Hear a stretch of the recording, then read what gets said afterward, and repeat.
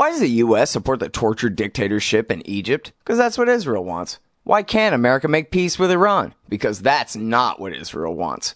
And why do we veto every attempt to shut down illegal settlements on the West Bank? Because it's what Israel wants. Seeing a pattern here? Sick of it yet?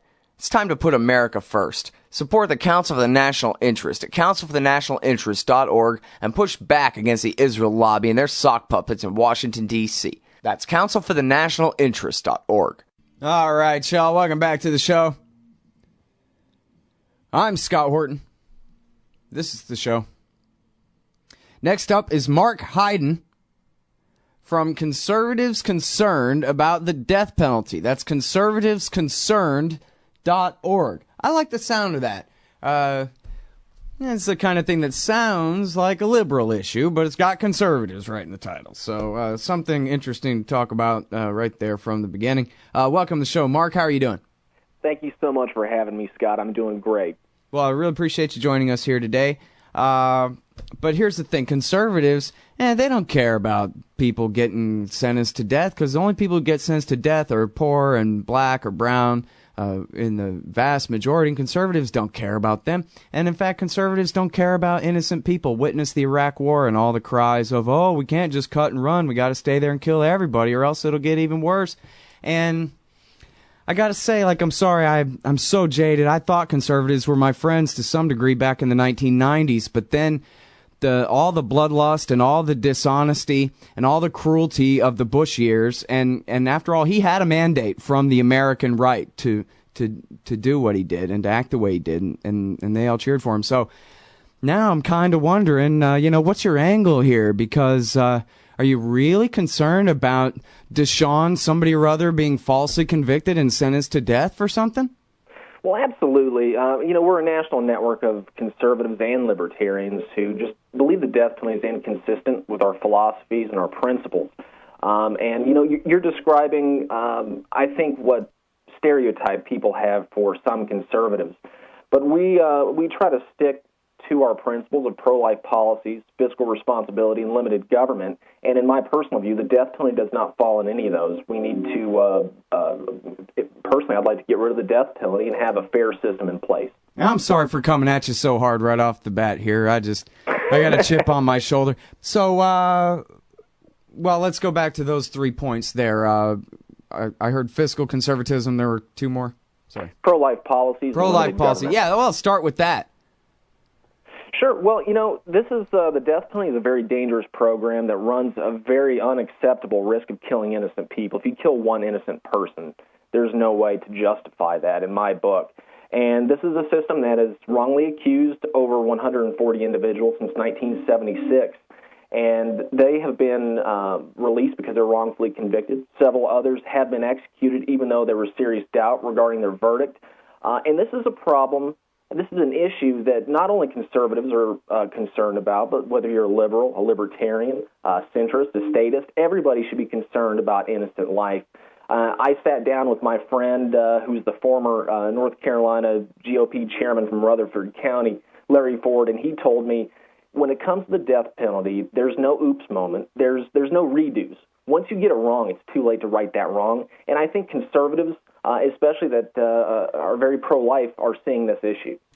Right. Well, my favorite politician in American history, Ron Paul, said this is his one flip-flop.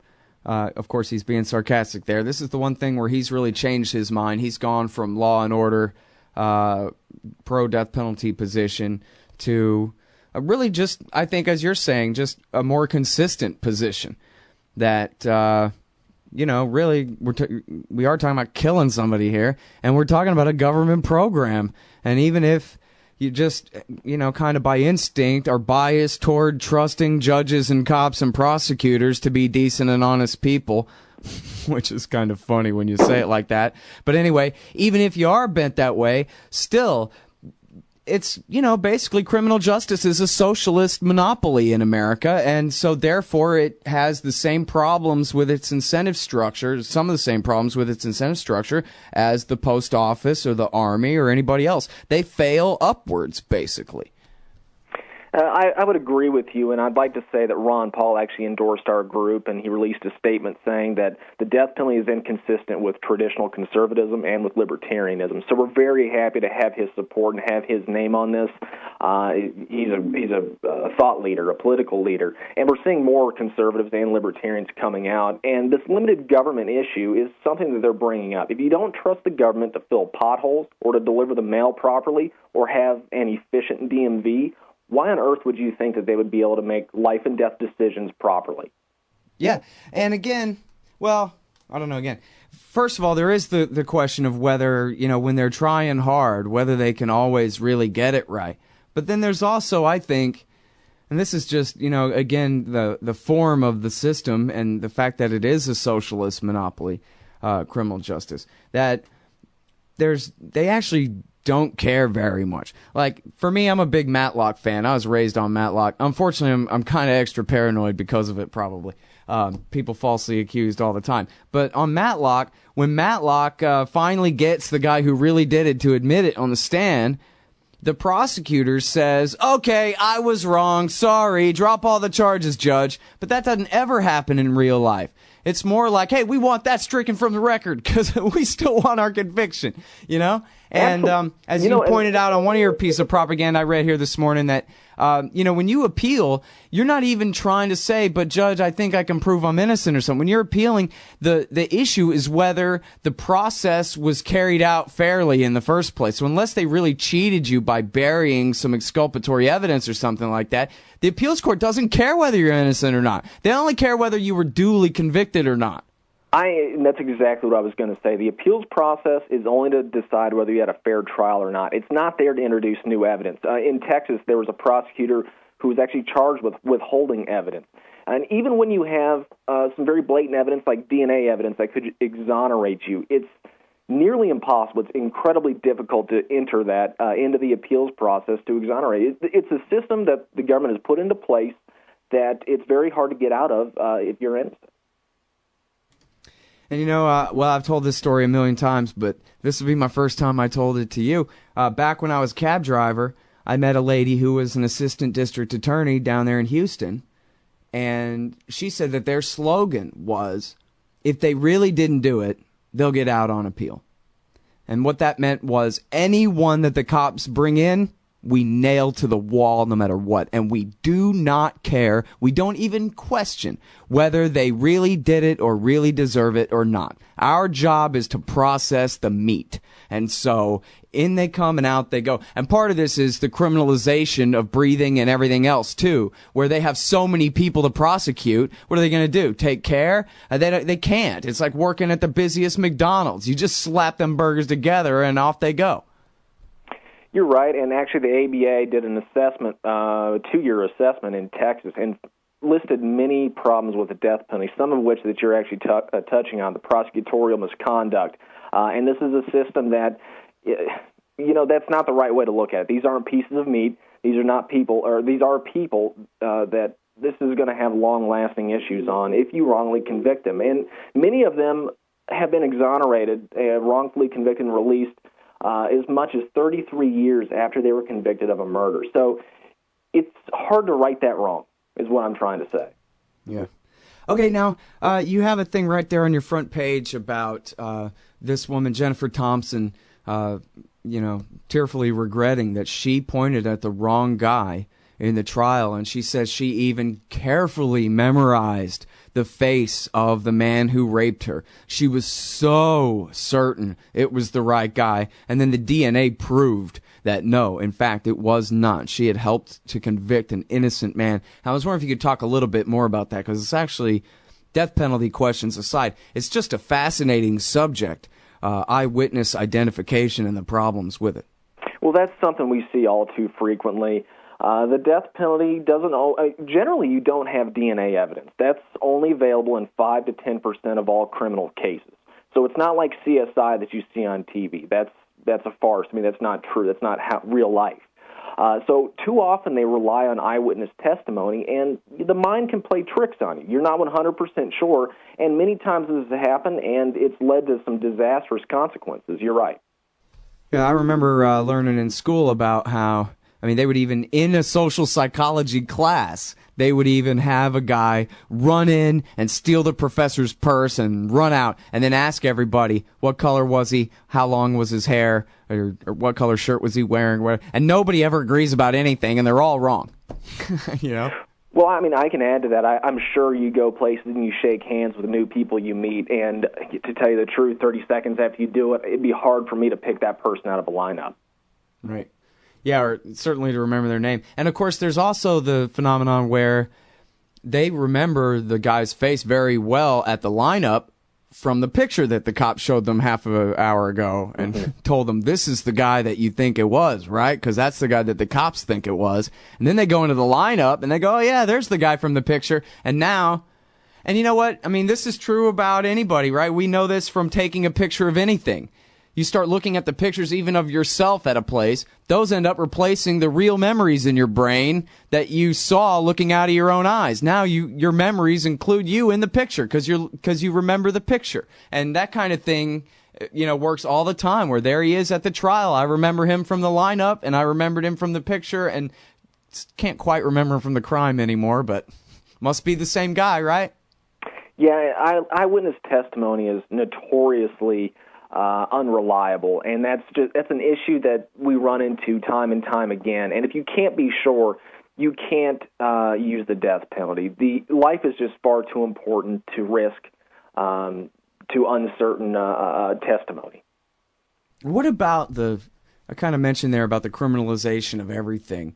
What about all that? Because I think, first of all, and I should have said this at the beginning instead of just attacking all conservatives, I should have said at the beginning that, you know what? I don't know, like, I try not to pay attention to this stuff because it gets me down too bad, but my wife, she loves the true crime stuff, and from time to time I come across some of these stories about just the absolute horrors that Americans inflict on each other, that people inflict on each other, and especially some of the crimes against children, and I think often that I wouldn't mind sentencing this guy or that guy to death. Some of these serial killers and whatever, they've forfeited their right to live. Go ahead and kill them. What if we could raise the standard to beyond a shadow of a doubt somehow or something? You know, I'm no bleeding heart for the really guilty, as I'm hearing from you. You're concerned about those falsely convicted being caught up in it more than anything else. But it just seems like, I don't know even what my point was anymore. It just seems like... well, I don't know. I had a question that I was getting to, but I forgot. I would say that I'm not just worried about the wrongfully convicted. This is a system that is, like I said, inconsistent with conservatism, inconsistent with libertarianism. It costs way too much money, so there's a burden on society. Regardless of whether they're guilty or innocent, this costs much more than life without parole. In addition to that, this is a system that's put in place supposed to help out the victims' family members. Most of them say that this is a very harmful process and it's a re-traumatizing process, so it doesn't serve them. It also fails as a deterrent, as many studies have come out and said. So it's just a failure. Conservatives, I think many of them, especially in the 80s, had this tough-on-crime mindset, and they believed that they could get it right.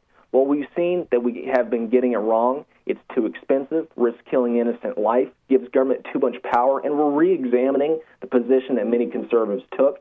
And I think conservatism is taking a different turn now. And we're part of this re-examination. There's other groups out there right on crime that know the criminal justice system as it stands now is an utter failure. It's not working, and the death penalty is the truest form of that.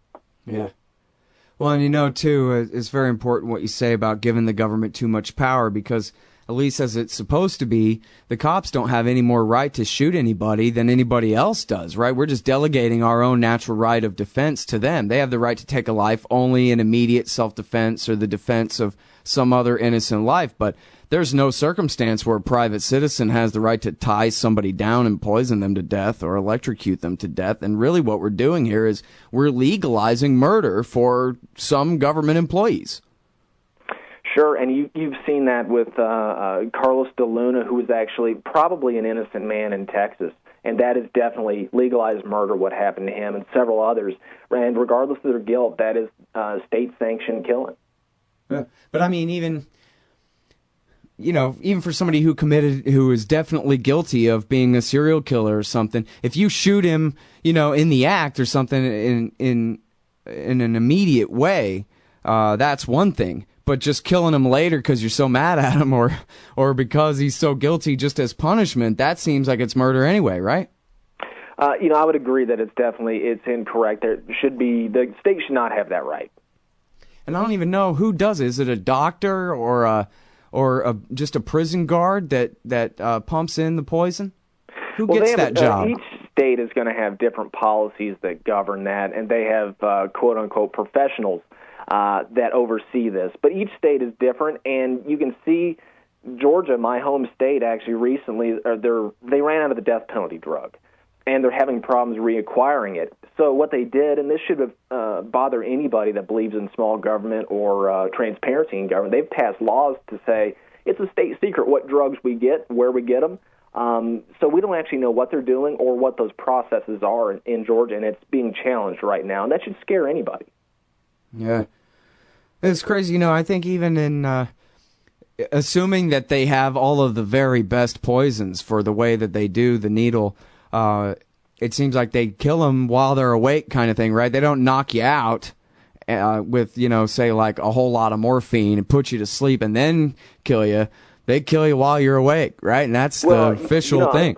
I would say there's no such thing as a best poison. So I would disagree with that. But yes, they start off awake. I thankfully have never personally witnessed it. I think it's very macabre and disgusting to even do that. So I have talked to some workers in the corrections facilities as well as wardens who have overseen this, and they say it's a very terrifying experience.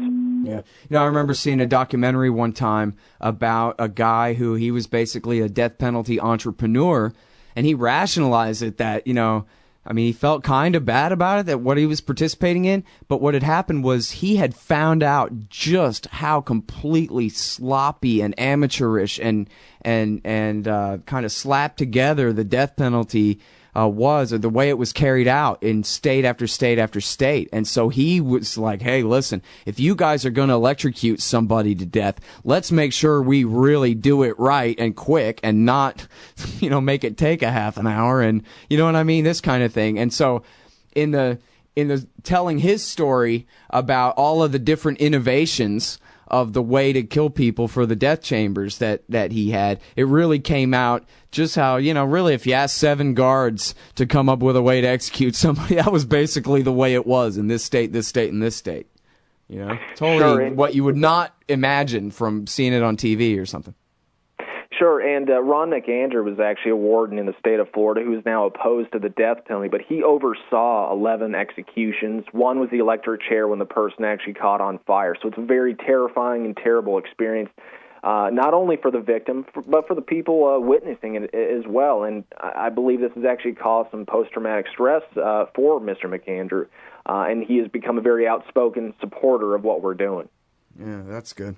And now, I think you mentioned that you did mention that only 5% of death penalty cases are based on DNA evidence? No, only 5 to 10% of criminal cases in general even have DNA available in the case. So, most of these cases don't rely on that. They rely on eyewitness testimony and other forensics that oftentimes are found to be false, like hair analysis. The FBI is actually doing an analysis of multiple death penalty cases, some of which have already been carried out, where they used faulty forensic science, bunk science, to kill people. Right. They've had some really, some pretty massive scandals when it comes to these crime labs, right? Absolutely. And I have to applaud the FBI and the State Department, because what they actually said was, we probably made mistakes. We can't right the wrong, but we're going to find out what went wrong, and they're going to publicize it. And I think that's a step in the right direction. Personally, I think we should get rid of the death penalty, but that is showing at least some humility in government, saying we do make mistakes, and we make mistakes in the worst kinds of ways. Yeah. Well, and on your site you talk about, is it Todd Willingham? Is that how you say it?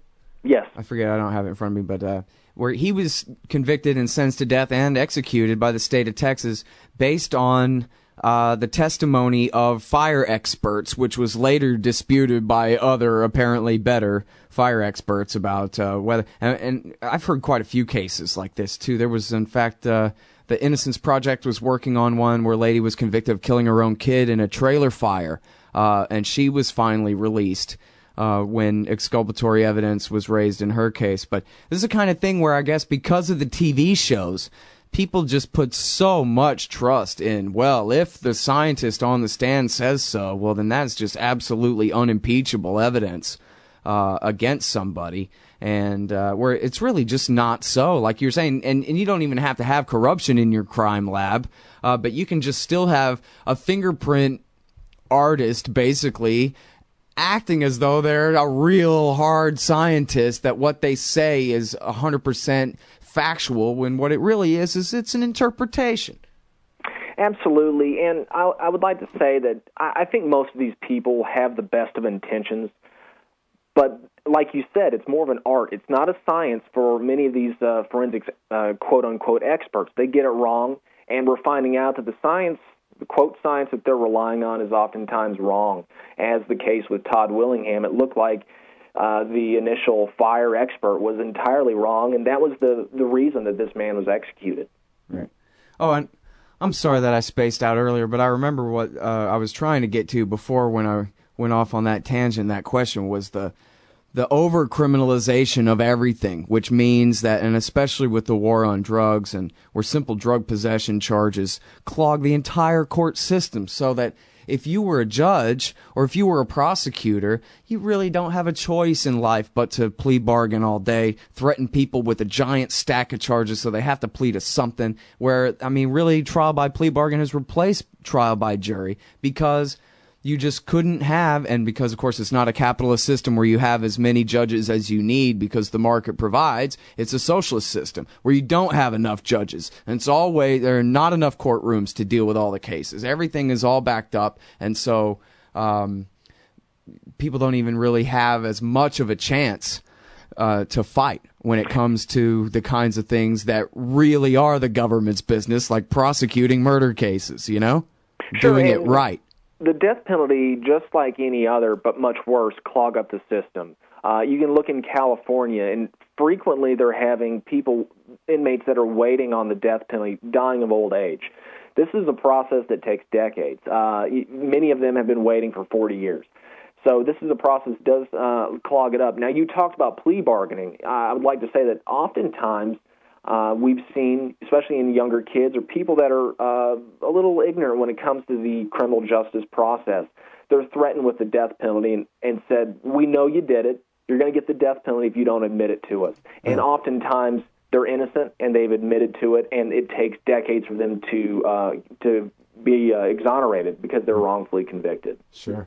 Well, and then, of course, in all the death penalty states, which I don't know how many aren't these days, are there any states that are no longer death penalty states right now? 32 states have the death penalty still. 32, okay. And then in, I guess, all those, that's part of the jury questioning, is you got to be pro-death penalty to even get on the jury in a capital case, which means that you're going to be that much more biased toward the prosecution in the first place before the thing even gets started.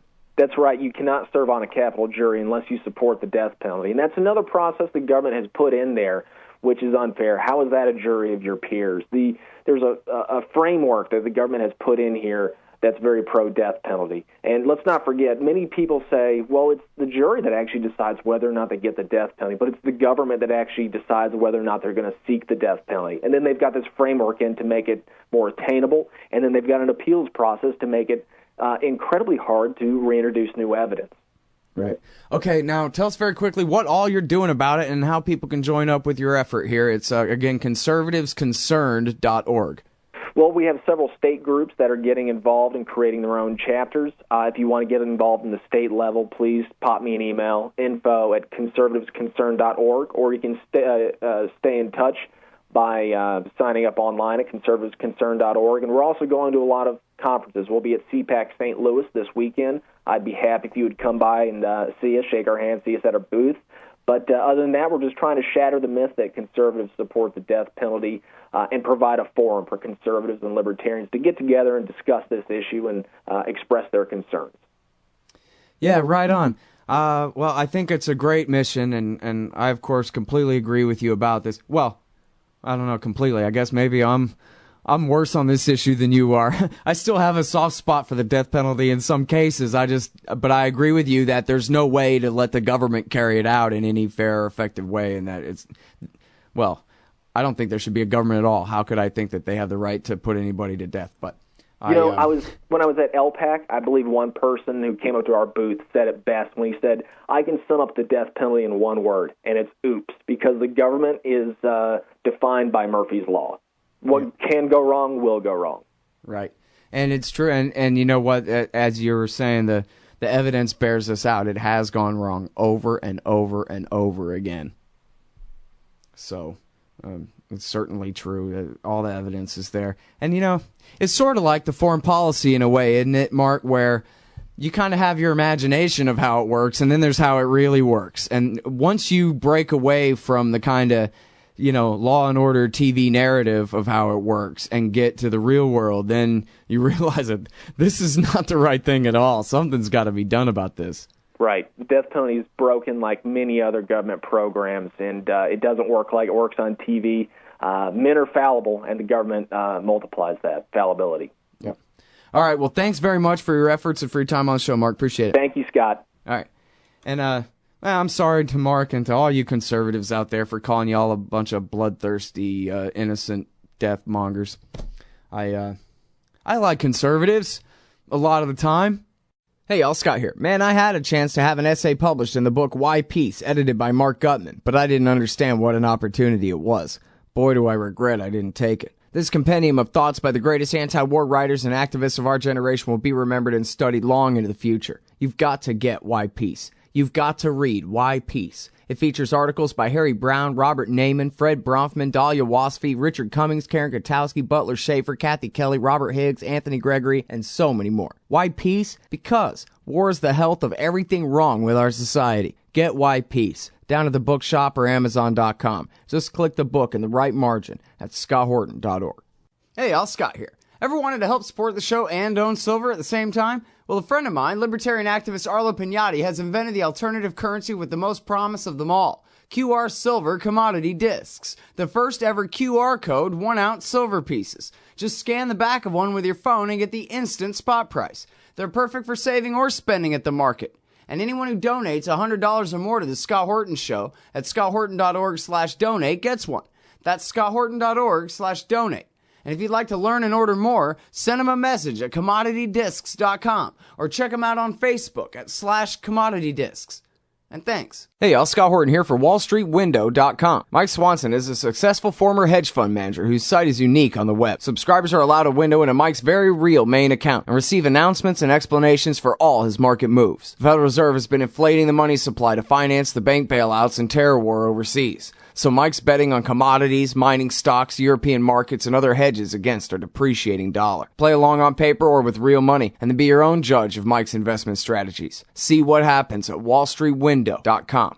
Hey everybody, Scott Horton here for The Future of Freedom, the Journal of the Future of Freedom Foundation at fff.org/subscribe. Now, they publish great articles at fff.org every day, but their best stuff goes in The Future of Freedom. It's just $25 a year for the print edition, $15 to read it online, and I got a new one coming out in September in there, U.S. Responsible for Somalia's Misery. Support FFF. Sign up for The Future of Freedom at fff.org/subscribe. And tell them Scott sent you. Hey, y'all, Scott here, hawking stickers for the back of your truck. They've got some great ones at libertystickers.com. Get your son killed, Jeb Bush 2016. FDR, no longer the worst president in American history. The National Security Agency, blackmailing your congressman since 1952. And USA, sometimes we back Al-Qaeda, sometimes we don't. And there's over 1,000 other great ones on the wars, police, state, elections, the Federal Reserve, and more at libertystickers.com. They'll take care of all your custom printing for your band or your business at thebumpersticker.com. libertystickers.com. Everyone else's stickers suck.